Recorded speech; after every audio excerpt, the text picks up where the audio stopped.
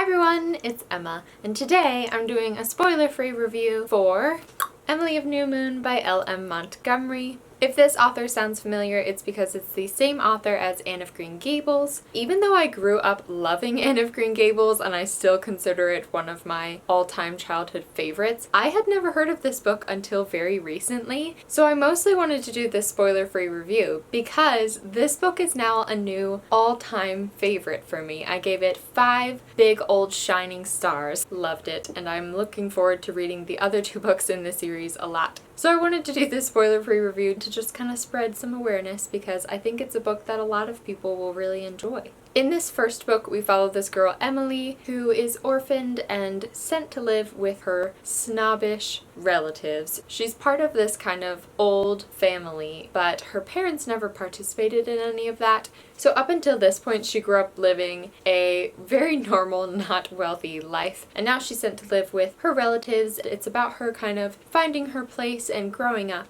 By the end of the book, she's 13 years old, and she's really beginning to leave her childhood behind. That's one of the things that I loved about this book, is that Emily is in a very transitional age. She is still so much a child in the way that she plays, in the way that she views the world, the things that she knows about. But at the same time, she's dealt with some kind of heavy things, like losing her parents and having to deal with grief. Living in a place where she doesn't have many friends or any companions or people to confide in. So it's about her beginning to grow up. Funnily enough, that made me really relate to Emily. I'm so much like Emily. Like, I'm definitely adding her to my list of autobiographical characters. But it's not because I was like Emily when I was a 13-year-old girl. It's because me as an adult is very much like who Emily is becoming as a teenager. So I kind of related to that transitional time of life. Emily's character is really what made me love this book. She is a writer, she's a poet, she loves nature, she really takes joy in the beauty of the world and the different seasons and all that kind of stuff. She's very old for her age and she's a keen observer of people.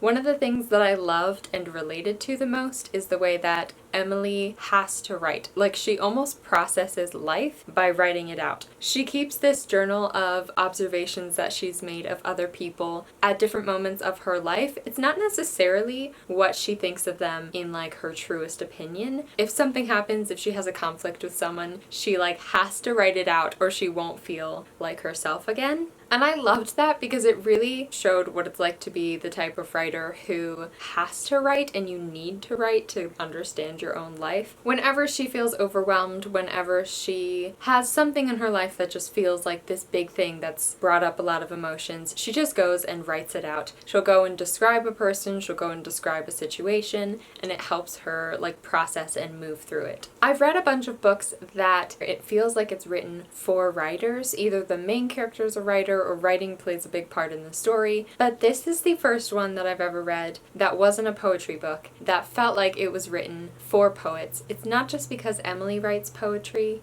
it's also the author's writing style itself and the way that the descriptions are done. She describes the world in such beautiful language. That was what captured me first, was the writing style, because it just is very whimsical and lovely. The very first chapter pulled me in and captured my heart just because of the way it described Emily going on a walk. The writing is also just beautiful in general, not just the descriptions and the language. I marked a bunch of pages because of little paragraphs that I found really insightful or that I related to a lot. One of my favorites was pretty near the beginning, and I can't give context because the context makes it spoilery, but I will read it out of context. It says, "But all at once she found that she wasn't afraid any longer, and the bitterness had gone out of her sorrow, and the unbearable pain out of her heart. She felt as if love was all around her, breathed out from some great invisible hovering tenderness. One couldn't be afraid or bitter where love was, and love was everywhere." When I read it, it just kind of gave me a boost to my spirit, and there's a lot of moments like that throughout the book. I'm not going to spoil anything, but I do just want to say that the ending was my favorite part. It was one of those endings that comes together so beautifully and sets it up so well for the next book. It made me so excited to see where Emily's life is going to go. The whole last section just had me crying happy tears.